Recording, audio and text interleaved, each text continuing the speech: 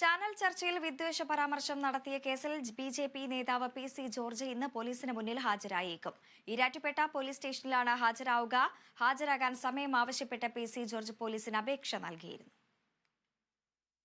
മതവിദ്വേഷ കേസിൽ ഹൈക്കോടതി മുൻകൂർ ജാമ്യാപേക്ഷ തള്ളിയതിന് പിന്നാലെ പി സി ജോർജിനെ അറസ്റ്റ് ചെയ്യാനുള്ള നീക്കം ഈരാറ്റുപേട്ട പോലീസ് തുടങ്ങിയിരുന്നു.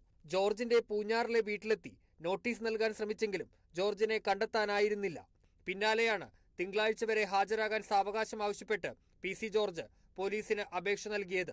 ഇന്ന് 12 മണിക്ക് മുമ്പ് ഹാജരാകുമെന്നാണ് പി സി ജോർജ് അറിയിച്ചിട്ടുള്ളത്. നിലവിൽ 2 ദിവസമായി ജോർജ് ഒളിവിലാണ്. പി സി ജോർജ് ഹാജരായാൽ ചോദ്യം ചെയ്യലിന് ശേഷം അറസ്റ്റിലേക്ക് കടക്കുമെന്നാണ് സൂചന.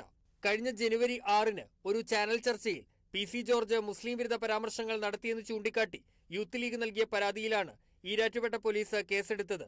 മതസ്പർദ്ധ വളർത്തൽ, കലാപാഹ്വാനം തുടങ്ങിയ വകുപ്പുകളാണ് ചുമത്തിയിരിക്കുന്നത്. കേസിൽ മുൻകൂർ ജാമ്യം തേടി കോട്ടയം ജില്ലാ സെഷൻസ് കോടതിയെ സമീപിച്ചെങ്കിലും തള്ളി. തുടർന്നാണ് ജാമ്യം തേടി പി സി ജോർജ് ഹൈക്കോടതിയെ സമീപിച്ചത്. അതും തള്ളുകയായിരുന്നു. Kerala vision news, Kottayam.